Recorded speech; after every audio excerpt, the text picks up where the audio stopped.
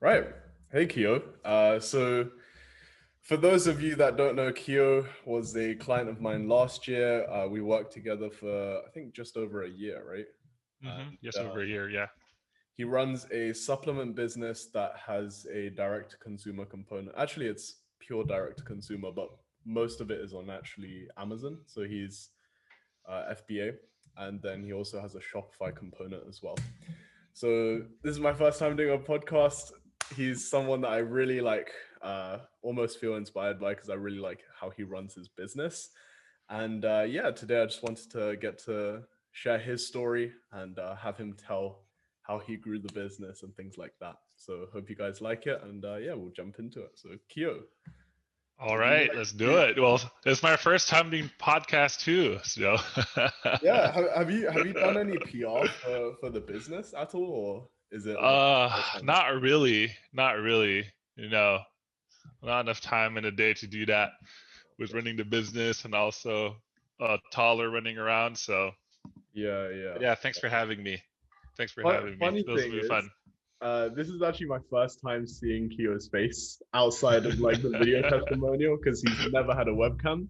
So No, I don't. I have my desktop, and then and yeah, never got a webcam until now. So yeah, man. special. So yeah, I guess I'll let you do your own introduction. Like, Sure, yeah, sure. just give the viewers what they want. All right, all right. So yeah, so I'm Keo. I'm here in San Diego, California, and me and my wife we run Happy Healthy Hippie, is the name of the business, and we sell dietary supplements here in the U.S. primarily. Um, just a little bit more background about me personally. I was actually not from the States. I was born in Indonesia, in Bali, Indonesia. So my parents were there. My grandparents were missionaries there, and my dad was actually born there. And he moved back to the States for college, and then he moved back to Indonesia, and that's where he met my mom, who's Indonesian. And then I moved here to California for college um, back in 2009, and then that's where I met my wife in college. We've been married for 5 years now, and I think our first year after we got married, I've always had entrepreneurial ideas, and then we kind of, after a trip to Bali, we came back and we're just sitting in bed, all jet lagged, and we're just like, hey, let's try and like start something. Let's start a business. And then my wife's background is in she's a licensed marriage family therapist in California. And then, so when she talks to her clients, most of them, a good majority of them actually suffer from some case of anxiety or depression. And then she says, yeah, all my clients, they kind of, some of them are suffering from, anxiety, depression, and they don't want to go the pharmaceutical route. They don't want to go to doctors and try to get prescribed actual medication for it. And we're thinking, yeah, there must be a more natural way that they can get, the first help that they need. And that's kind of where the idea formed to build Happy Healthy Hippie, to build a natural supplement. And that's kind of how it all began. And it kind of just, grew from there. That's awesome. So like, what were you doing before Happy Healthy? Yeah, so I graduated with my bachelor's. My wife got her master's, and then I was actually working as an accountant Mm. um, here in San Diego, and I worked for a biotech company. Because San Diego, there's a lot of biotech companies here. So I worked for a pretty big biotech company, and then I worked for Qualcomm in their finance department for almost a little bit over 2 years. And then during my time with Qualcomm, that's kind of where the idea kind of generated and start happening. And then I was able to quit Qualcomm, kind of pursue this full time, starting in 2019 is when I quit Qualcomm and pursued it. Oh, okay. Um, hmm From what I know, you guys started in 2017, right? So there was like a 2 year Yeah, period that you were like yeah, struggling full time and That. Oh man, yeah, I was busy, so busy because my wife, she was seeing clients pretty much full time as well, Yeah. and I was working full time, and then here we are trying to start this business in the summer of 2017, and then once we actually started the business in 2018, just that whole year trying to build the business, run it, Hmm. and also working our full time jobs. So it was hectic. It was so That crazy, sounds so crazy. busy. Yeah, yeah, yeah. But you know, we're reaping what we sow, so to speak. So Sure, sure. Because I'd imagine like working in finance and especially in the accounting department, like certain seasons is yeah, it's yeah, stupidly busy. Like, yeah. For Qualcomm at least, like I go there, be work at around 9, and then every day, most every day, I work till 6:30 to 7. It's kind mm, of, and then some days like every quarter end or something, it gets busier during budget season.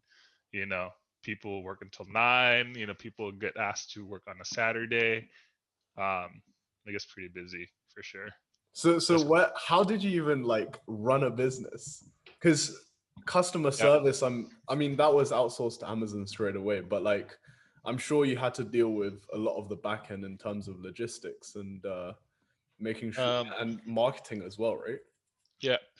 Don't tell Qualcomm this, but definitely got some work done during during when I was in the office at Right, Qualcomm right. for sure.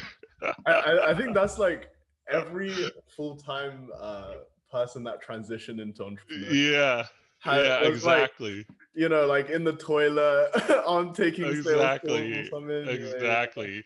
So yeah, I got some work done that way for sure. And then but like corporate America, right? You're in the office, you're probably actually working like 50% of the time.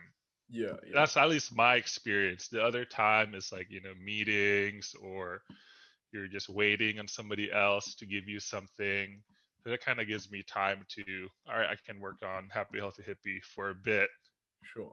while I have some downtime. So So over that 2 years, then, like, what was the transition like? Because what I tend to like in terms of revenue, did you have to hit like a specific number before you felt comfortable quitting your job, or is it very slow in the beginning? yeah, yeah, that's a good question. I think what my wife and I we agreed upon is when we will quit, right? We'll quit our full time jobs um, when we're at least making double what we were making at a previous job. I think at that point we're like, okay, we're making at least double now. We can quit, comfortably knowing that we're making even more than we did in our full-time jobs. And and then for my wife, it is actually a natural progression because she got pregnant right before we decided, or she got pregnant, and then we had our daughter right before we quit. So it's kind of natural progression for her, anyways. So it worked out pretty well timing wise. Yeah, that sounds like a crazy 2 years. So in terms of like, you mentioned that you have entrepreneurial tendencies even prior to Happy Healthy. Hmm. Did you have any businesses before? Or is this like I your did. first I actual? did. So that's all came from my mom, who's very entrepreneurial in Indonesia. Her whole life, she's been running her own business. I kind of got that from her. Mhm.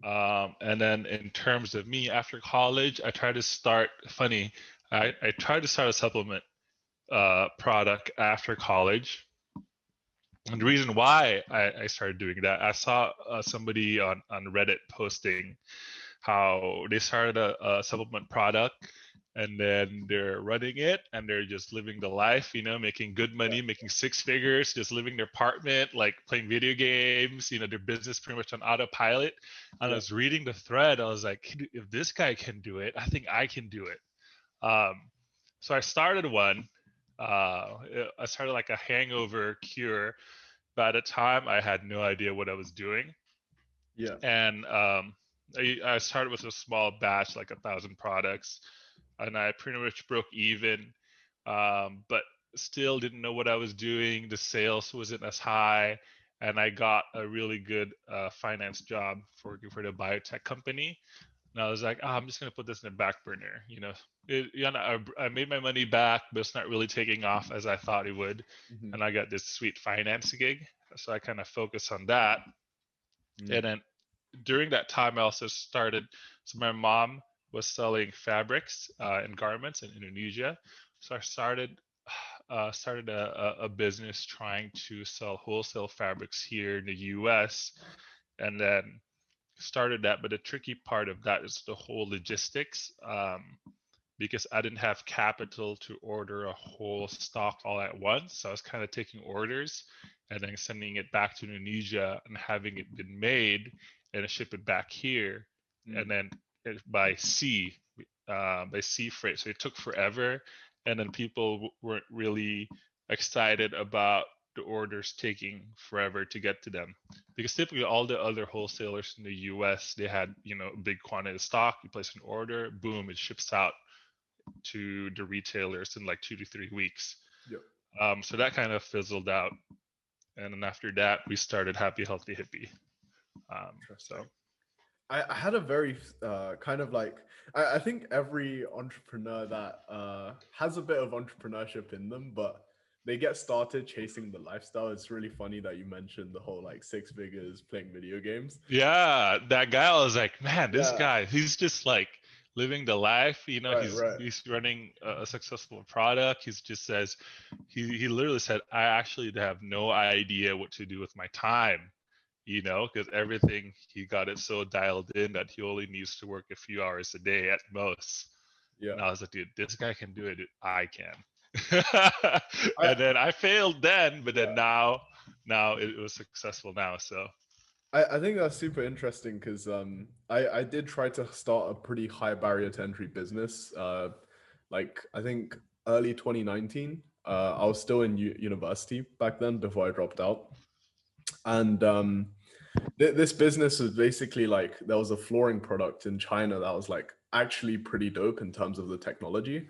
It was something that wasn't in the West, and I wanted to, I guess, be the third party wholesaler to like take it to Europe, right? sure.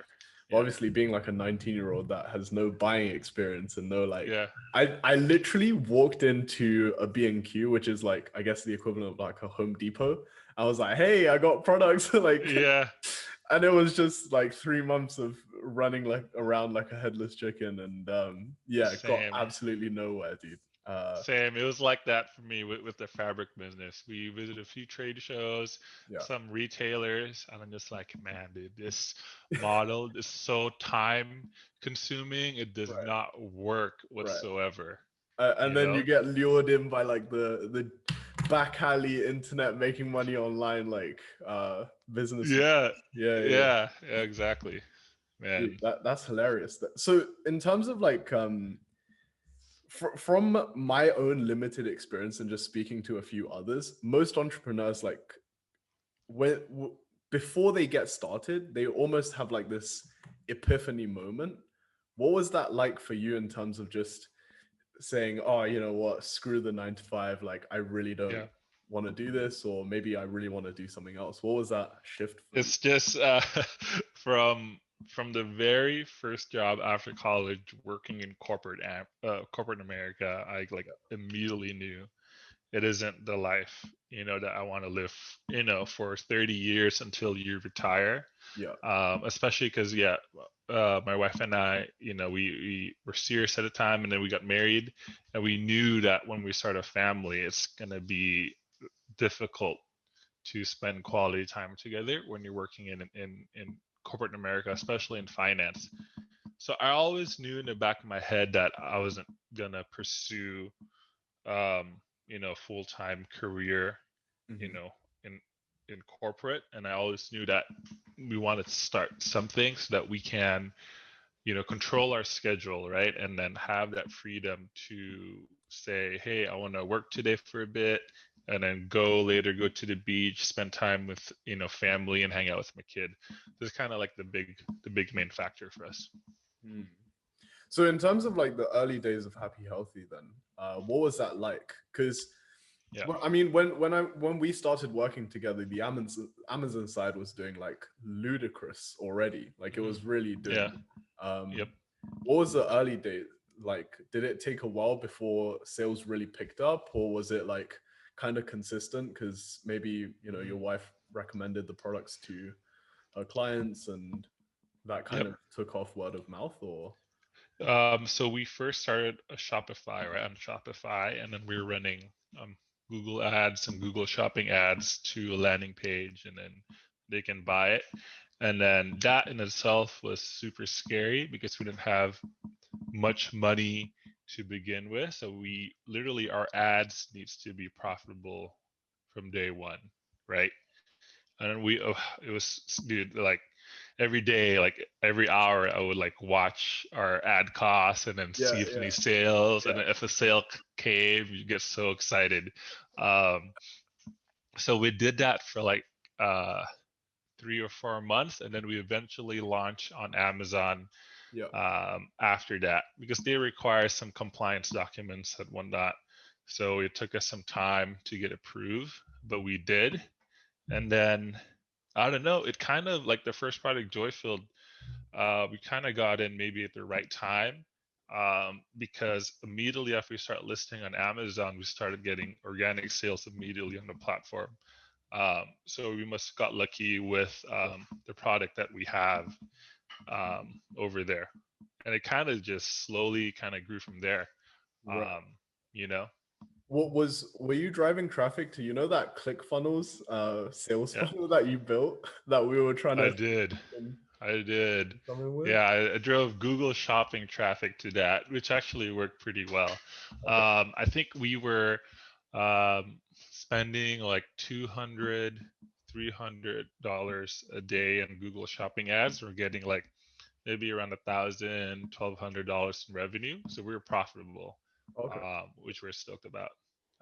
So that When you was guys good. listed on Amazon, then what was the growth curve for you like? Because what I tend to find with a lot of ecom brands is like we scaled them in almost like phases where it's like low, low, low, and then just explode. Because that's kind of what we Yeah. did with Happy Healthy Hippie as well, in the sense that like the first 2 to 3 months, it was like a real struggle because the website wasn't converting, and then like we were Hmm. playing around with the ads and nothing seemed to be working. And then Yeah. we implemented emails, and then suddenly like the ads worked better, and then like Yeah. I remember Yeah. from like 20 to 60 in like record time, you know. Yeah. Yeah. But yeah, there's definitely, I think for us, if I remember correctly, it just, yeah, it's just, I think it just slowly grew. And then for our main products, it just didn't stop growing, which some other products of ours just reach a plateau. But yeah, for those products, as the years went on, they just grew. Each season they grew. Um, and then yeah, every January, which is a big month for supplements, every New Year's you see an increase in sales. And after that, the sales didn't drop; it just kind of kept the momentum going. That's what we found for our two best selling SKUs. So That's awesome. That's awesome. So like in terms of year one, what was the revenue like for you guys? oh man, year one. Let me see if I can pull up And my then year P&L. four. Because I would love to learn more about like the growth trajectory in the early days. Because one of my biggest struggles when I first started the business was just being able to like being like, oh, am I doing anything right? Because you have no track record, right? Like you have Yeah, nothing to be like, okay, well, you know, a year ago something similar happened, and this is how I was able to recover and grow out of that. sure. You know, Yeah, I'm gonna pull up my QuickBooks. Let me see here. All right, here it is. 2017 total revenue $3,000.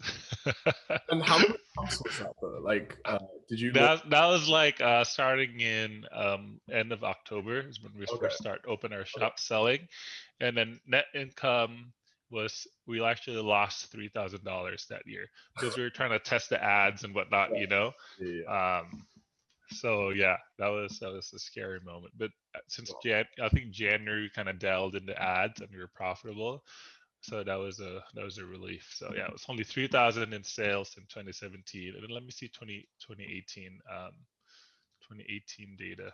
Interesting.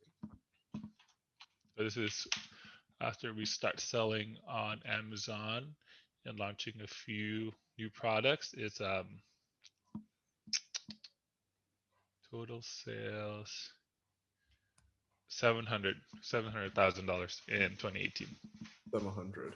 Mm-hmm. In Yeah. 2019, I'm assuming you guys, that was like the year that everything really took off, right? 2019. Yeah, 2019 things took off for sure. Yeah. And then actually COVID is when things really took off. But yeah, 2019 is 2.8, and then last year 6 million because of COVID. Interesting. Yeah, yeah. Mhm. Because when we first started working together, I remember you were doing like I think 300K a month in sales from Amazon, Uh-huh. and then literally like earlier this year, I think January, it was like 600, Yeah. and I was Yeah, like, yeah, yeah. oh, that's crazy. Yeah. Yeah. Yeah, yeah. Yeah, it's crazy. Yeah, COVID definitely helped a lot for sure. Insane. So, in terms of what are you guys doing to kind of like grow the brand on Amazon now? Then, Yep. in the early days, you know, you relied on organic. Now I know you're doing some sort of ads, but to be honest, I don't know anything about the Amazon side. Yeah, in the early days, is launching new products. Mhm. Now we have 12 SKUs now. So that kind of helped boosted the growth a little bit. But then now what we're trying to do is, I think we might still try and launch one product this year, but we're trying to focus on pay more attention on our other SKUs and Okay. try to see what we can do to get more sales and ranking that way. Because our two best sellers, Joy Filled and Goes the Flow, they're like our main money maker. I want to say like 80% of our revenue comes from those two products. Sure, sure. So we're trying to boost the other 10 now. I think that's our goal this year. Interesting. Hmm. So to just take like a 180 from like the technical side of the business, then like what would your do you have any advice that you would give, I guess, to your maybe like 21-year-old self, or like I guess people younger and earlier on in the business journey? My advice would be I Yeah. wish you to start FBA a lot sooner. Yeah, I know. That's my Dude, advice. right now It it's was, stupid yeah, competitive because of all the like online people trying to promote courses and stuff. I know, but back when I was 21, that thing was a gold mine. Amazon FBA was a gold mine. You I could think literally I think start. eBay was like the equivalent of Amazon FBA right before Amazon launched. Yeah, but on Amazon, yeah, you can literally throw anything, slap a label on it, and it would sell. And Yeah, then Amazon was much more lenient on generating reviews and whatnot on your products. yeah, You could literally send free products and ask for a review and incentivize them back then, and they wouldn't care. yeah, yeah. So a lot of sellers got really rich, and a Interesting. lot of companies got, like companies similar to us that just pretty much just launched on Amazon, and they're huge now. Yeah, Um, but other than that, what I would give an advice is just, you know, just think of something, right, that you want to start in. It doesn't have to be something that you're passionate about. I mean, it could be, and that also helps. But for me, I wasn't really passionate about supplements. I take occasional supplements, but I'm not like those people who has rows of products that they constantly take every day. yeah. But we just knew that there was a need, right? Right. That we think that we can solve, or we can, uh, you know, be a part of that market to fulfill that need, and that's kind of what we did. Mm, Um, you know, um, my advice is just come up with an idea and actually just start doing it. Don't get too caught up in thinking too much yeah. or making it perfect. Just launch and then slowly make it better, right? That's what my advice would Sure. be. I definitely agree with that because one of the things I maybe it's just because like I'm Chinese, but I've always thought like chasing your passions was like highly overrated. At least when you first start, because you don't really have any experience, you don't really have any Yeah. skills.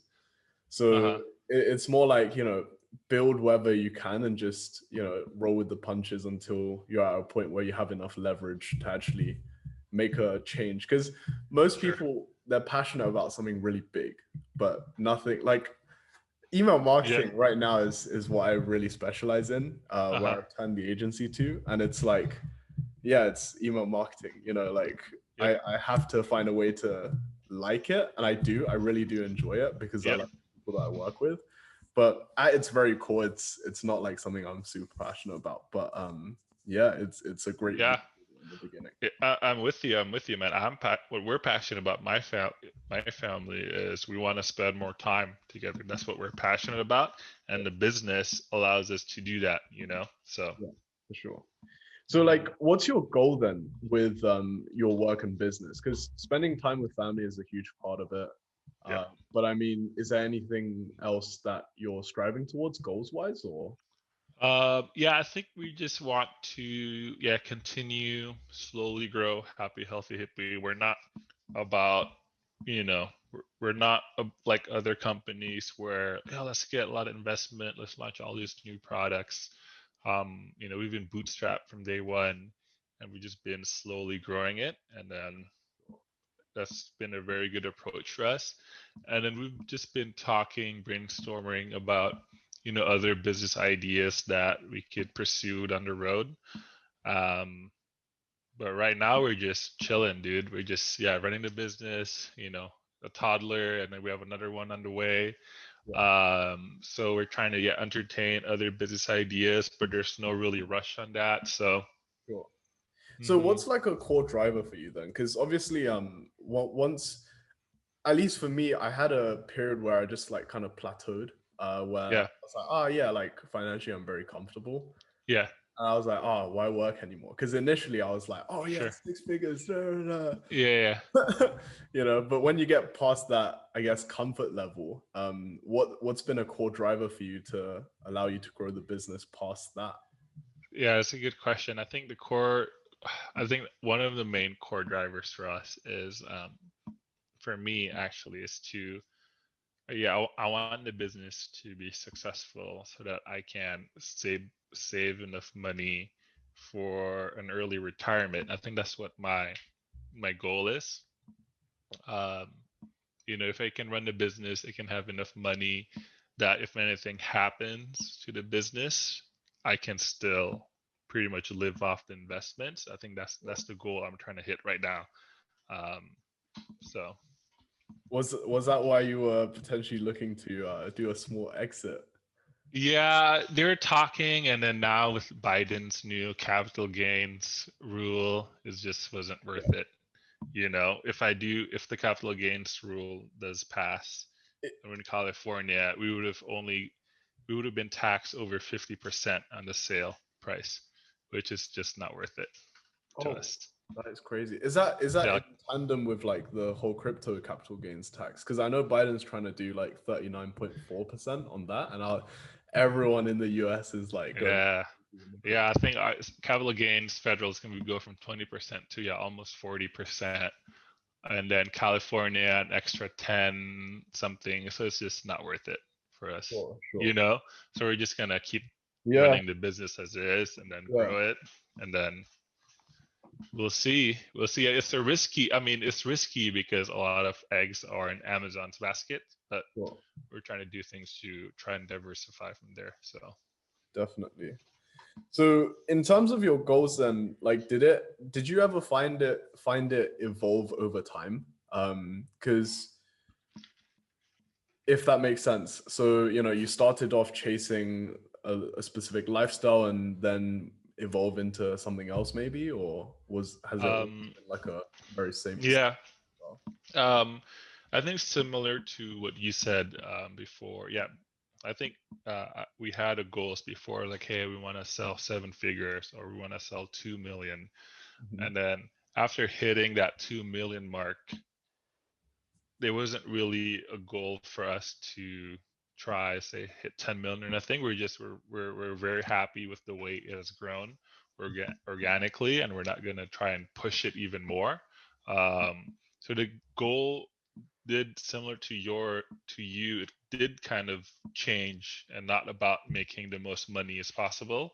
Um, it's just about trying to maintain that, trying to mitigate the risk of selling in the Amazon space to ensure that nothing could happen to the account, right? Playing everything by the books, trying to think of ways to build the brand off Amazon and trying to do things to mitigate that Amazon risk in case anything ever happens. I see. I see. Yeah. Interesting. So in terms of like your retirement, then let's talk about like wealth building and like Let's creating do it. something Let's do it. long term. So Let's do you have anything outside of Happy Healthy that you're doing, or any like side hustles or any like passion projects that's generating income as well? Or No, it's just happy, healthy, hippie right now, and then we're thinking of doing potentially exploring doing kind of like cushions as a side business. Because my mom in her house had these cushions, and my wife's like, "Oh my gosh, dude, these cushions, they're so like it's nothing like she's ever seen in the States before. It's like all packed cotton inside. Kids can play on it. It still retain its form." So we're thinking, yeah, maybe we can try and explore that down the road as a side project, so to speak. Um, and it's different because right now, when you already have a main gig that's kind of providing you with enough capital that you can use to start a side business, it's different, right? Because you don't feel that stress anymore. You don't feel that need to that you know hey, I really need to make this work.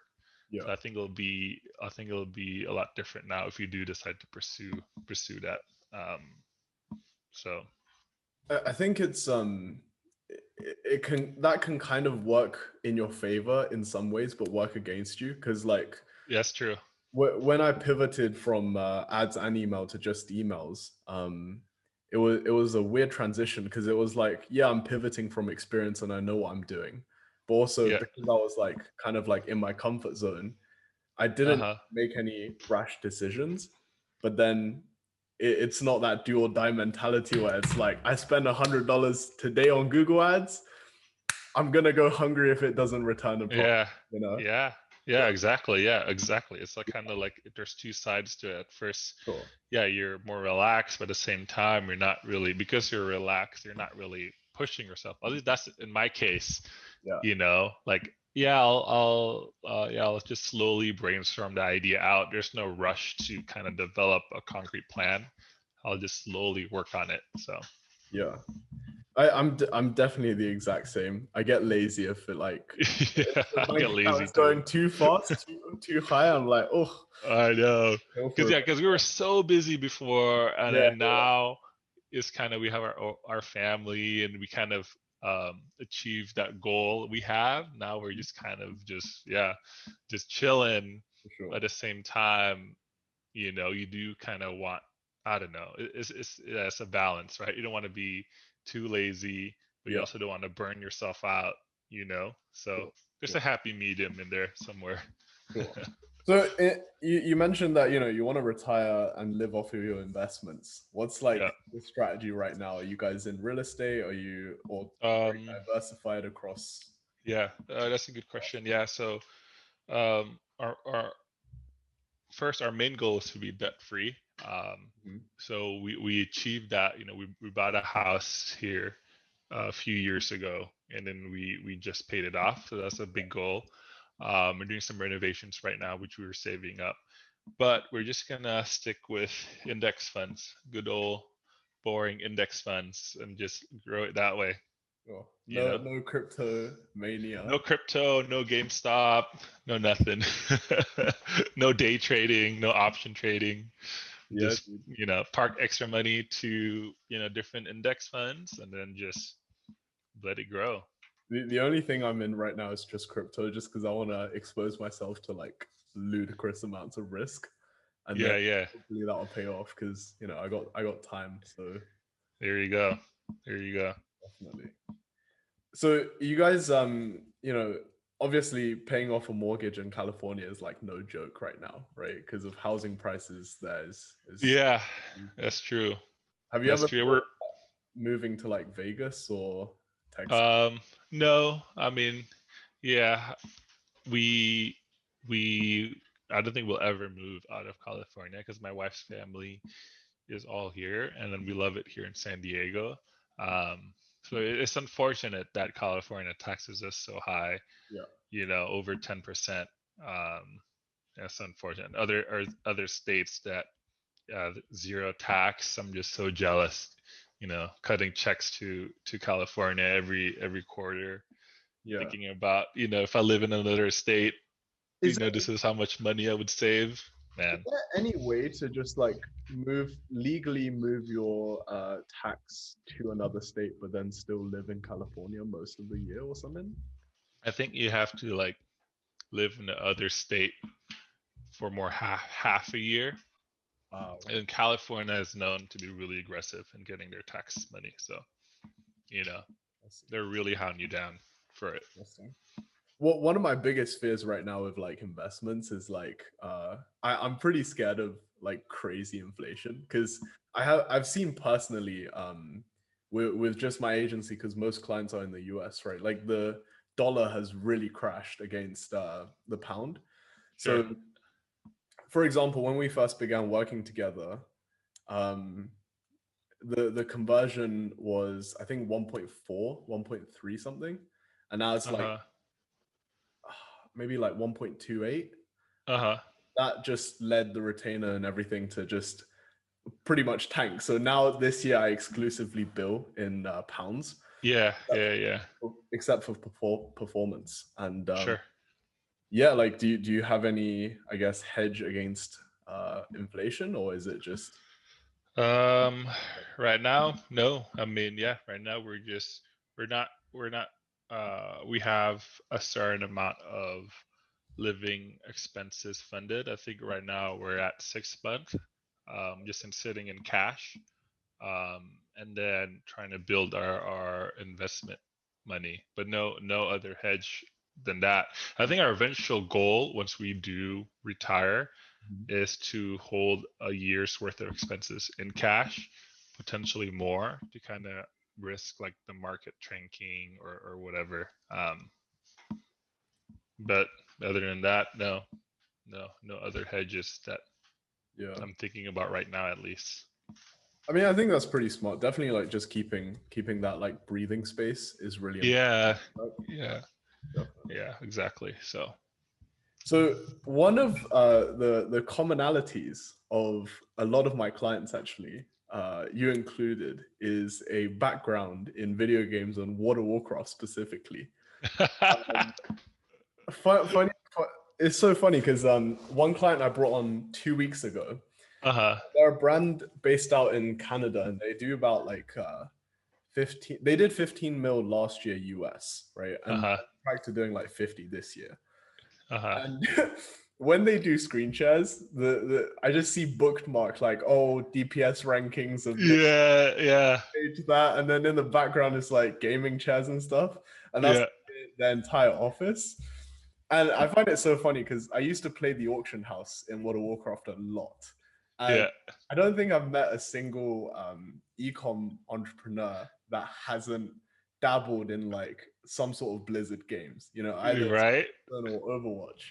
But something, and I Oh find man. that's such a weird correlation because back then when I was doing World of Warcraft, I was like, wow, this is like serious grind because you have to do Yeah, price research, analysis, and all this stuff. sure, And like sure. maybe you get more money for this item on another server, and then like it's just Yeah. trying to play that game because inflation is a real thing in servers and stuff. So yeah, like what are your kind of like guilty pleasures outside of business? Because I know you have quite a bit of free time on your hands. Yep. Uh, Caveat to that, because of a toddler, not as much free time as you Oh, okay, think. yeah, yeah. No, you're good. But yeah, guilty pleasures. I love surfing, so Okay. whenever the waves are good, I try to get out there while still being mindful of spending time away from my family, especially with another kid coming up, because we spend full time together as a family, right, in our house, and it's very busy. You're very busy chasing a toddler around, keeping them happy, entertaining them, playing with them. But as soon as the toddler's asleep and the wife is asleep, the wife's taken care of, dude, I boot up that PS5, relax, play an hour or two, Yeah. um, Headset or on in the zone. yeah, headset on so that they can't hear anything. Funny, I did play World of Warcraft, the new expansion, for a few months, and then then it fizzled out. But yeah, when the kids are asleep, wife is asleep, that's when kind of get some gaming on. Um, So, man, do you think like maybe your World of Warcraft playing and like surfing actually helps you in business in some ways? it definitely helped me. I don't know, kind of get good personal time where just doing something fun. And actually, funny, when I'm surfing, I actually do think about the business a lot when I'm surfing. Kind of brainstorm because you're out there by yourself in the ocean. You got a lot of time to think. I kind of do a lot of thinking that way too. Um, Mm. so so yeah, even though I'm not working, or Yeah, I'm actually are kind of thinking about the business and what I can do. So sure. I definitely kind of find that as well. Like what one thing I've picked up this year is like piano and gym. So while I'm playing piano or whatever, it's like always that lurking thought at the back of your mind, right? Um, yeah. but yeah, that's very interesting. Well, is there anything like final words that you would love to say to my viewers about maybe Um, anything, literally, what's on your mind? um, I think the only like the only thought that's coming to my mind right now is if you are out there and you want to start a business or you have an idea, I would say just jump into it and just start doing it. And a lot of people, I think they have ideas on doing their own thing, but they actually never take that first step to do it, or they take that first step and then they just say, "Oh, it's never going to work out anyway," and not do anything about it. Um, it's a grind for sure. I think it's for sure grind. You just got to keep working on it, step by step. Is what I would recommend.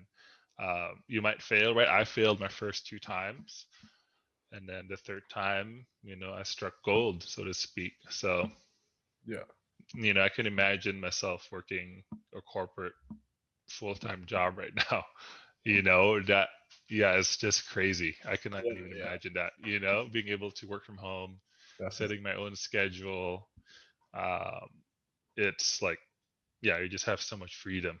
you know I think time, as you grow older, time is your most valuable asset that you have, and if you can control that, it feels so good.